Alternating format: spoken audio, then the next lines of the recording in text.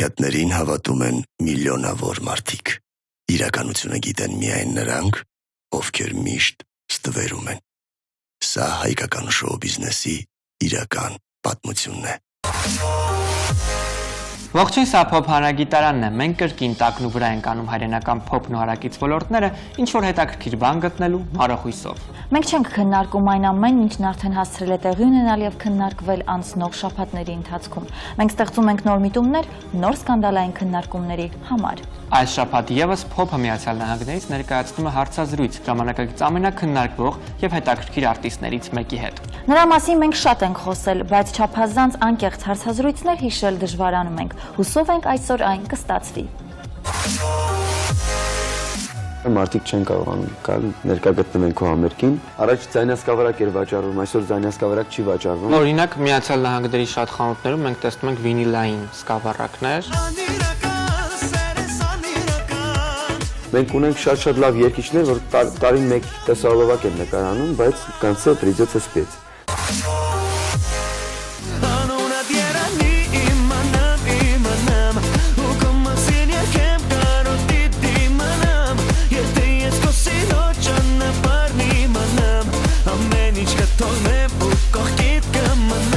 Ողջույն Էրիկ, շնորհակալ ենք զրույցի մեր առաջարկը ընդունելու համար։ Ողջույն։ Վերջին տարիներին դու ստացար տարվա լավագույն երգչի բոլոր հնարավոր մրցանակները Հայաստանում։ Ազգային երաժշտական մրցանակաբաշխությունից մինչև ազգային երաժշտական ալիքի մրցանակաբաշխություն։ Միաժամանակ, երբ մենք ուսումնասիրում ենք շուկան, օրինակ հասկանում ենք, որ վերջին տարվա ընթացքում ընդամենը մի մենահամերգ է եղել Հայաստանում, որին մասնակցել է տարվա լավագույն երգիչը։ Խնդիրն իհարկե քո պահանջված լինելու մեջ չէ, այլ պարզապես շուկայի ծայրահեղված վիճակում գտնվելը։ Արդյոք այս դեպքում բախում չկա եւ դու որպես արտիստ ինչպես ես գնահատում հայկական երաժշտական շուկան հիմա վերջին ամիսներին։ Նախ շնորհակալություն, որ հետևում եք եւ ամեն ինչից տեղյակ եք այդքան։ Ես ասեմ, որ չգիտեմ ինչից է դա այդպես դարձել, որ գնալով համերգները պակասում են մեր քաղաքում, այն համերգները, որտեղ մեր հանդիսատեսի հետ ավելի հաճախ ենք շփվում, դա երևի նրանից է, որ նույն հանդիսատեսը այսօր չի կարողանում իրեն թույլ տա տոմս գնի երևի, որ գնա մասնակցի այս կամ այն համերգին, նախ ընտրում են երևի ավելի իրենց տանը երկու կտոր հաց կոպիտ ասած առնեն, չգիտեմ ինչից է դա, բայց միևնույն ժամանակ նկատում ես, որ ռեստորաններից դուրս չեն գալիս։ Երգիչները աշխատում են նույն ոգով, այսինքն ոչ ոք չի դադարել այսքան ժամանակ, չնայած բարդությունների, դժվարությունների, ոչ մի երգիչ, ես հիմա ինձ իրավունք կվերապահեմ, իմ գոլեգաների անունից նույնպես կխոսեմ, բոլոր իմ գոլեգաները աշխատում են 24 ժամ, ամեն ինչ անում են, որպեսզի գոհացնեն մեր հանդիսատեսին, եւ ասեմ ավելին, այն վատ երաժշտությունը, որը ողողել էր մեր եթերները գնալով, ես վստահ կարող եմ ասել, որ մաքրվում է եւ ավելի վերադառնում է հին լավ դեպի երաժշտություն, որտեղ բոլոր երգիչները արդեն հասկացել են, որ այդ ամեն ինչը ժամանակավոր դա էլ է ժամանակավոր, դա էլ մարսեցին, կերան եւ արդեն դա էլ ոչ ոքի պետք չի, բոլորը սկսել են ինչ-որ լավ երգեր սարքել, ինչի համար ես միայն ուրախ եմ։ Ես բոլորս ապրում ենք այն հույսով, որ կգա այն օրը, երբ մարդիկ երևի չեն մտածի իր գրպանի մասին, հանգիստ կգնան համերգների, քանակը մեր երկրում մարդկանց կշատանա, ի վերջո ամեն երգիչ կունենա իր զանգվածը հանդիսատեսի այդ մարդկանց մեջ, իսկ այսօր տեսնում ենք արդեն գնալով պակասում են բնակչությունը նույնպես, ես վերջերս անցած տարի գնացել էի մարզերում մենահամերգներ տալու, տեսնում էի բազմաթիվ հանդիսատես, բազմաթիվ մեր մարզերից քեզ շատ են սիրում, անչափ շատ են ուզում գան, բայց այդ կրկին էլի գումարի ֆինանսի խնդիրը, մարդիկ չեն կարողանում գալ ներկա գտնվեն քո համերգին, համարյա դալիճի կես մի հատ էլ մնում էր դրսում, ովքեր ուզում էին ուղղակի առանց գումարի մտնեին, ասենք համերգին։ Բնականաբար ցավալի է, դու ուզում ես, որպեսզի նրանք, քանի որ քեզ սիրում են, կան մտնեն, լսեն քեզ, այդ րոպեին ժամանակ անցկացնես, բայց դա այդպես էլ ստացվում է պետք է Հայաստանում ընդհանրապես տոմս չվաճառվի, պետք է միայն անվճար համերգներ լինեն։ Հա։ Միանշանակ բարեգործական համերգներ ունենում ենք, որոնց ես մեծ սիրով միշտ մասնակցում եմ եւ կմասնակցեմ։ Եվ հուսով կսպասեմ նաև այն պահին, երբ որ ամեն ինչ մեզ մոտ լավ կլինի եւ համերգները նորից կծաղկեն, կշատանան, կազմակերպիչները չեն վախենա համերգ կազմակերպեն, որովհետեւ հանդիսատեսը կգա։ Այրիկ, շարունակելով այս թեման, ուզում եմ առանձնացնել նաև մի հետաքրքիր տենդենց։ Միաժամանակ մարդիկ, ովքեր առանձնապես բարձր երաժշտական ճաշակով չեն առանձնանում, նրանք համերգասրահներ լցնում են, կարծես թե։ Մարզահամերգային համալիրներ եւ նրանք նույնիսկ մրցանակներ չեն էլ ստանում։ Դու այս դեպքում ինչ-որ բախում չես տեսնում։ Եկեք մրցանակները մի կողմ դնենք, դա հիմա այդքան էլ էական չի այս պահին։ Շատ գոլեգաներ երգիչներ ունեն, որ չեն ստացել այդ մրցանակները, բայց նրանք հրաշալի երգիչներ են, բոլորս շատ լավ նրանց ճանաչում ենք ու սիրում ենք։ Թե ոնց են լցվում այդ դահլիճները, ինձ թվում է բոլորս գիտենք։ Ես օրինակ չգիտեմ, Դու օրինակ չգիտես, որ համերգ լինի, ես քեզ անվանում գրավիրեմ նման համերգի, դու կտեսնես, թե ինչպես են նույն մարզերից ավտոբուսներով անվճար եւ կես գնով կամ չգիտեմ շատ ցածր տոմսի 10%-ով բերում են մարդկանց, որպեսզի դահլիճը լիքը երևա, չգիտեմ դա վերջում ինչ է լինում, ամեն դեպքում դա էլ է գործ, երևի չգիտեմ։ Մեր շնորհակալություն ասենք մեր երգիչներին, որ դա էլ են անում, որովհետեւ այս դժվար պայմաններում մի բան անելը հավատացեք շատ դժվար է։ Պետք չէ այս պահին հիմա վատաբանել մեր արտիստներին, որովհետև նրանք ի վերջո անում են, իսկ անելը դուք ինքներդ գիտեք ինչքան դժվար է։ Ցանկացած այսօր ամբողջ աշխարհում է դժվար դարձել, որովհետև երգիչները անչափ շատ են դարձել, շատ տեխնոլոգիաները փոխվել են, ինտերնետն է զարգացել, առաջ ձայնասկավառակ էր վաճառվում, այսօր ձայնասկավառակ չի վաճառվում, որովհետև մարդիկ մտնում են ինտերնետից արդեն միշտ CD-ն դուրս գալը երկը քաշում են, այո, գնում են կամ չգիտեմ, անվճար երևի է հիմնականում, այնպես որ շատ բան դարձել է անիմաստ, բայց միգուցե ժամանակի հետ շատ այդ նորաձևության մեջ ինչ-որ իմաստալից բաներ հայտնաբերվի։ Օրինակ Միացյալ Նահանգների շատ խանութներում մենք տեսնում ենք վինիլային սկավառակներ, հին, որոնք ժամանակակից նույն, չգիտեմ, Lady Gaga-ն, Lorde եւ այլն իրենց վերջին ալբոմները թողարկում են նաեւ վինիլային տարբերակով։ Սա էլ կարելի ասել հետ գնալու ինչ-որ մի վերադառնում է եւ ամենակարևորը լինել կրեատիվ եւ երբեք չհուսահատվել, որովհետեւ միշտ էլ եղել են այդ հուսահատության պահերը, հուսահատվելու։ Իմ կյանքում կոնկրետ շատ են եղել, երբ որ գումար չի եղել ինչ-որ երգ սարքելու համար, երբ որ դու չգիտեր ոնց տեսալովակ նկարանեիր ու նման շատ խնդիրներ են եղել։ Այսօրվա խնդիրն է թող սա լինի, որը համոզված եմ կլուծվի, որովհետև մենք 10 միլիոն հայ ենք եւ ամեն ինչ դեռ վերջացած չէ, մեր երկիրը միշտ բոլորի համար իր դռները բաց է, շատ մարդիկ ինձ թվում է ամեն ինչ լավ կլինի եւ կվերադառնան եւ դահլիճները կլինեն լեփլեցուն։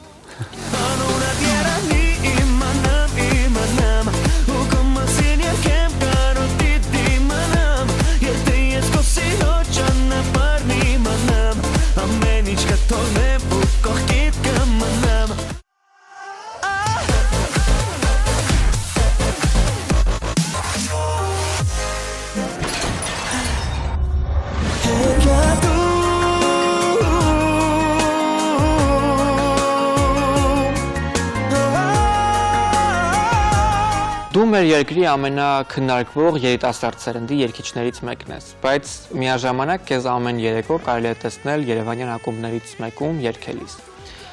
Ես իհարկե տեղյակ եմ շուկայից եւ հասկանում եմ, որ այլ կերպ պարզապես մեր երկրում գոյատևել հնարավոր չէ, բայց միաժամանակ եթե այլ տեսանկյունից նայենք, կտեսնենք, որ դու քո կարիերայի սկզբից ստեղծելով քո կարիերայի պատը, քարը-քարին դնելով ստեղծել ես գոնե անհասանելիության պատրանք, որը արի ու համաձայնվի ինչ որտեղ նաև տուժում է։ Ինչ որտեղ միգուցե տուժում է, ես կհամաձայնվեմ, բայց չեմ կարծում, որ ակումբում աշխատելը դա վատ է կամ սխալ է, դա ինչ որտեղ նաև իր պլյուսները ունի։ Ամեն օր երգել մնալ ֆորմայի մեջ, ամեն օր կենթանի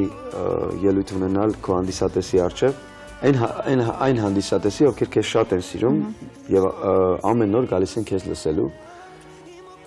ու ամեն օր լեփլեցուն, իդեպ ասեմ, գալիս են լսելու, դա շատ հաճելի է, որովհետեւ կարային չգային, թող փոքրիկ տենց երեկոներ լինի, իմ հանդիսատեսի հետ շփումը դեռևս այդպես ստացվի, միջև կլինի մեծ համերգով կհանդիպենք։ Ես չեմ հասկանում ինչու նա խնդիր է, որ բոլորը վատ են տրամադրված կոնկրետ ակումբում աշխատանքի հետ, որովհետև ամբողջ աշխարհում ընդունված է, երբ որ արտիստը նաև աշխատում է զուգահեռ ակումբում, դա լինի Ռուսաստան, Եվրոպայում եւ դա որոշակի ստատուսի հետ իհարկե փոխվում է եւ իմ հարցի հաջորդ հատվածը նա է, որ ես ուզում եմ հասկանալ, որն է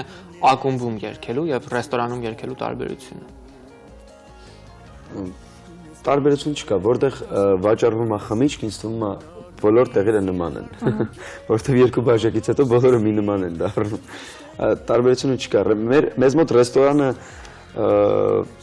ռեստորանին նայում ենք, որպեսզի պետք է անպայման ռաբից երաժշտություն հնչի, բայց նույն ռեստորանում կարա հնչի կրկին լավ երաժշտություն, ով է ասել, որ միայն ռաբից երաժշտության ներքո պետք է ռեստորանում մարդիկ հաց ուտեն եւ իրենց ժամանցի, ասենք, հատկապես որ այդ որակը հնարավոր է տեսնել նաև հեռուստատեսությամբ, ոչ միայն ռեստորանում։ Կարելի է ռեստորան չգնալ, տանը հաց ուտել եւ լսել հեռուստացույցով։ Այս օրերին չափազանց պոպուլյար են հեռուստատեսային երաժշտական նախագծերը, եւ հենց այդ նախագծերի ժյուրիներն էլ դառնում են տվյալ ժամանակահատվածի պոպուլյար մեդիա դեմքերը։ Ինչու քեզ չենք տեսնում հենց այդ նախագծերից որևէ մեկի ժյուրիի կազմում։ Միգուցե դա հենց քո ցանկությունն է։ Եղել է առաջարկ լինել այդ ծրագրերից մեկի ժյուրիի կազմում, չասեմ երևի, որ ծրագրի մասին է խոսքը, ուղղակի այնտեղ ժամանակի առումով ինձ մոտ խնդիրներ եղան մասնակցելու այդտեղ, որովհետև ես պետք է մեկնեի Միացյալ Նահանգներ եւ ուղղակի ֆիզիկապես այնտեղ չէի գտնվելու, իսկ ինձ համար շատ կարեւոր էր այդ Միացյալ Նահանգներ մեկնելու համար պետք է գայի անպայման գնայի անպայման եւ չստացվեց։ Հուսով եմ կլինեն նման պրոյեկտներ, ելի առաջարկներ կլինեն եւ մեծ սիրով կհամաձայնվեմ, այսինքն եթե ես հասկանամ, որ ես կարող եմ խորհրդի կարգով կամ չգիտեմ այնտեղ նստել եւ բան բացատրել, իմ դերը այնտեղ տեսնեմ, միանշանակ կգնամ, չեմ գնա հաստատ խոսալու նրա մասին, ինչի մասին ինքս երբևիցե չեմ արել կամ չգիտեմ ու չեմ հասկանում։ Եթե մի բանից հասկանամ, անպայման կմասնակցեմ։ Եթե փորձենք ուսումնասիրել երաժշտական շուկան այսօր, ապա կտեսնենք, որ նույն հարթակին պոպուլարության երիտասարդ սերնդից կարելի է դնել օրինակ Միհրան Ծառուկյանին քեզ հետ։ Իհարկե նկատի ունեմ պոպուլարության տեսանկյունից եւ չեմ խոսում այլ պարագաներից։ Բայց դուք բոլորդ խուսափում եք մրցակցություն բառից, միմյանց համարում եք ընկերներ, մրցակիցներ չեք համարում եւ այլն։ Այ քո դիրքորոշումը այս հարցում։ Որովհետև յուրաքանչյուր լավ արտադրանք ստեղծվում է առողջ մրցակցության։ Ես երբեք մրցակցություն բառից չեմ խուսափել, չեմ վախեցել, որովհետև միայն մրցակցության դեպքում է հայտնվում լավ երգեր, լավ պրոյեկտներ, որովհետև մեկը մի բան անում, մյուսը ավելի լավ է ուզում անել, տենց գնալով ամեն ինչ լավ է դառնում։ Ես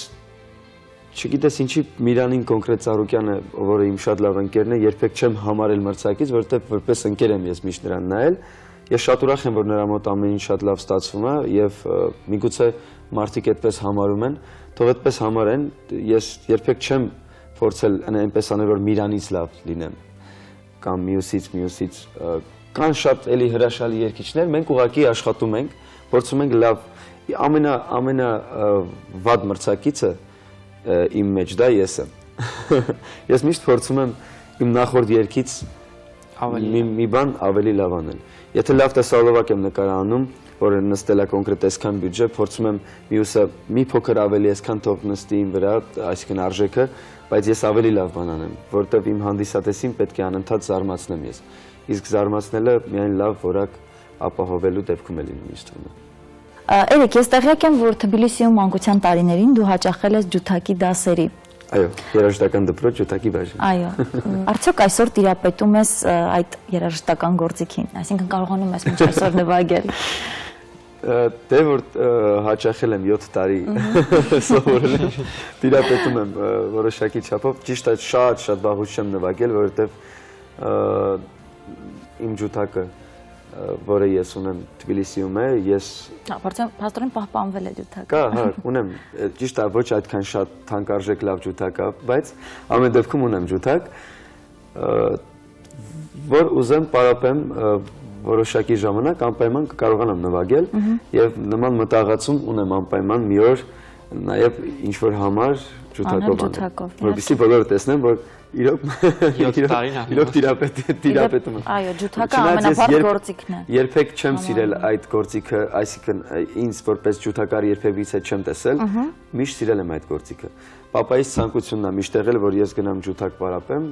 այդպես 7 տարի ես սովորել եմ։ Բայց միշտ հասկացել եմ, որ իմ գործը դա երգելն է, որովհետև դա ինձ մոտ ավելի լավ է ստացվում, քան այն ավելի որոշեցի անել դա։ Չգիտեմ ինչքանով լավ է ստացվում, բայց ամեն դեպքում փորձը ցույց է տալիս, որ ամենալավ երգիչներն ու երաժիշտներն են ջութակահարներն են։ Չեմ կարող այստեղ ոչ մի ասել։ 2006-ին դու Թբիլիսիից տեղափոխվեցիր Հայաստան մշտական բնակության։ Այսօր հակառակ տենդենսն է նկատվում Հայաստանում, շատերը տեղափոխվում են օտար երկրներ։ Կգա արդյոք մի օր, երբ մենք Երիկին կտեսնենք այլ երկրում բնակվելիս։ Ես այդ արտագաղթ բառը չեմ սիրում։ Ինձ թվում է հայը երբեք չի արտագաղթում, որովհետև ցանկացած հայ ուր էլ գնում է, իր ամեն վարքյան մտքում Հայաստանն է, Ես դիվանագիտական պատասխաններ չեմ տալի, ես ասում եմ, այն ինչ որ ես կա, ես այնտեղ չեմ ծնվել, ոչ Երևանում եմ ծնվել, ոչ Հայաստանում, բայց անսահման շատ եմ սիրել այդ երկիրը, անսահման շատ եմ սիրում այդ քաղաքը Երևանը եւ չի բացառվում, որ մի օր կարող է ես այնտեղ չապրեմ։ Ես կարող եմ մի օր գնամ կամ Ռուսաստան կամ Միացյալ Նահանգներ, ինչ-որ լավ առաջարկով աշխատանքով, չի բացառվում, բայց միևնույն ժամանակ ես գիտակցում եմ այն, որ այն ամենը, ինչ որ ես այս պահին ունեմ, ինձ տվել է Հայաստանը։ Ինձ տվել է Հայաստանը, ես ինձ ընդունել են այնտեղ, ես այնտեղ երկրորդը չեմ, ես այնտեղ առաջինն եմ, ես հայ եմ։ Այսինքն ես համարում եմ, որ ցանկացած մարդ պետք է կայանա իր երկրում, այնուհետև փորձի իր գործում ավելի լայնատարած աշխատանք տանի Հայաստանից դուրս, բայց ամենասկիզբը պետք է լինի Հայաստանում։ Երիկ, մինչև այսօր դու թողարկել ես ընդամենը 1 ձայնասկավառակ, բայց համարվում ես Հայաստանի Հանրապետության առաջատար երգիչներից մեկը։ Ինչու 1 ձայնասկավառակ։ Ինձ թվում է, նոր մի քիչ առաջ խոսեցինք դրա մասին, ինչու 1 ձայնասկավառակ, որովհետև ձայնասկավառակի իմաստը այսօր արժեքազրկվել է, այսօր ձայնասկավառակ ունենալը ուղղակի չգիտեմ ինչ կարելի է իրան համարել, ուղղակի ունենալու համար է, դա որովհետև այսօր ձայնասկավառակ ոչ ոք չի գնում, ոչ ոքի դա պետք չէ։ Բոլորը կարողանում են ինտերնետից երգերը քաշել, գցել USB ֆլեշի մեջ եւ մեքենաների մեջ, ավտոմեքենաների մեջ տանել, լսել, այնպես որ ձայնասկավառակ ճիշտ է, ես պատրաստում եմ, շուտով լինելու է նաեւ նոր երգերի ինչ որ տենց հավաքածու, բայց ամեն դեպքում ես գիտեմ, որ անիմաստ ինքը ծախս է լինելու, բայց մեկ հատ անելու համար անում եմ, անելու համար անկեղծ անում եմ, որ հիմա անում են շատ, անելու համար անում եմ։ Հա, անելու համար անում եմ, ես գիտեմ, որ միջ ձայնասկավառակը հասնի այն խանութ, որտեղ վաճառվելու է, ինտերնետից կարելի է բոլոր նոր երգերը արդեն քաշել դրա համար։ Այսօր կա iTunes, որտեղ կարելի է գնել, հա, երգերը, մի խոսքով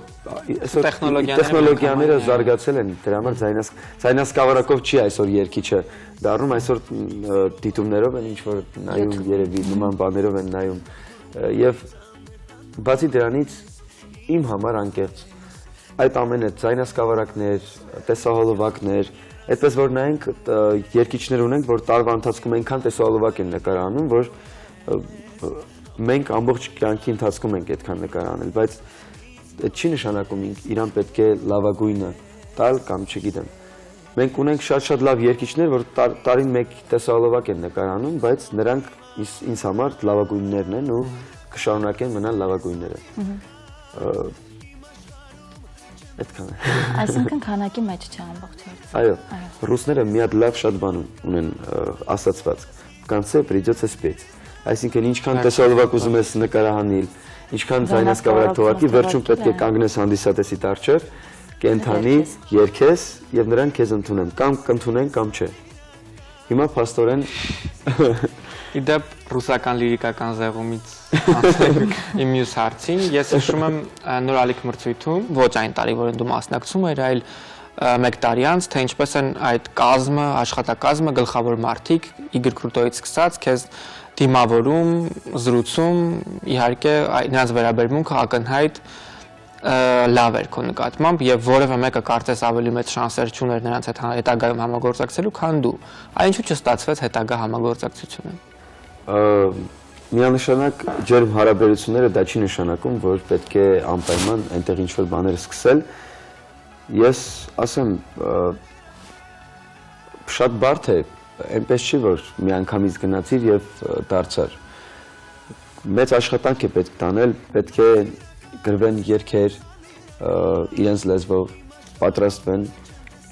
որը էլի շատ մեծ ֆինանսների հետ կապ ունի, բայց դա չի նշանակում, որ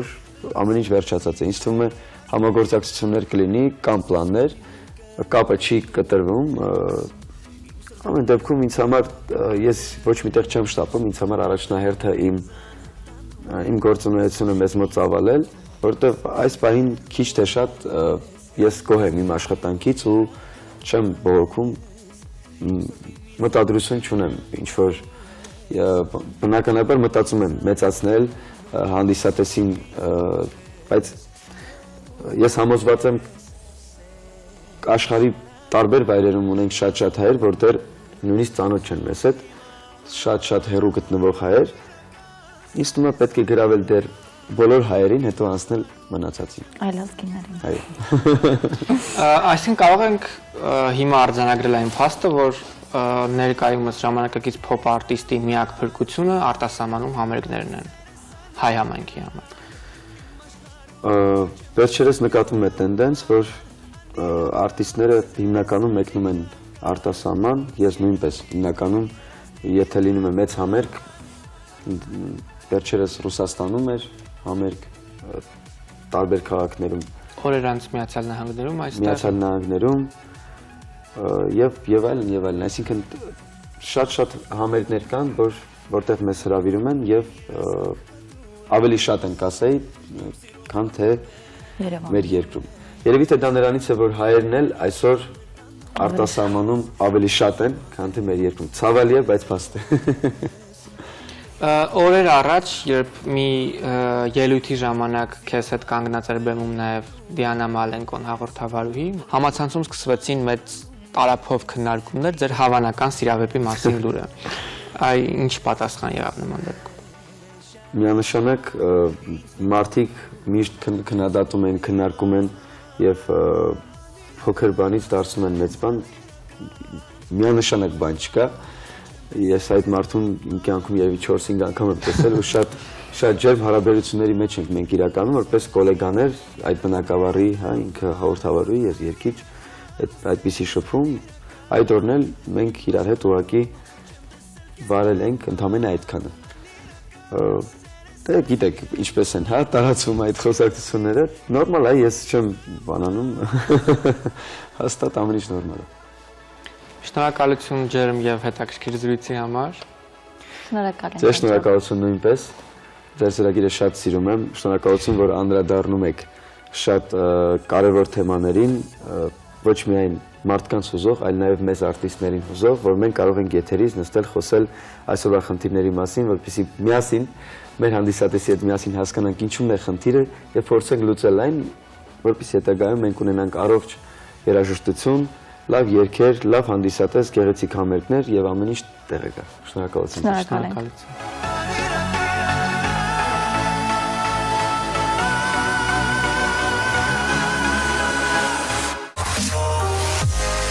Մեր առաջիկա թողարկումների հերոսներին եւ թեմաները կարող եք ընտրել ինքներդ, պարզապես պետք է արձագանքել հնարավոր բոլոր միջոցներով։ Շարունակեք արձագանքել մեր պաշտոնական կայքում եւ բլոգում։ Մենք չենք գրաքննում։ Միացեք մեզ նաև Facebook-ում եւ Twitter-ում բաց թողած բոլոր թողարկումները գտեք YouTube-ում, իսկ Pop Հանրագիտարան hashtag-ը փնտրեք Instagram-ում։ Հաղորդման հետ համագործակցում է քաղաքի լավագույն դիզայները եւ իմիջ կենտրոնը եւ իհարկե hayfanat.com, asecosec.am կայքերը։ Մենք շարունակելու ենք փորփրել հայկական շոու բիզնեսի ամենափոշոտ արխիվները եւ իհարկե մերկացնելու ենք աստղերին։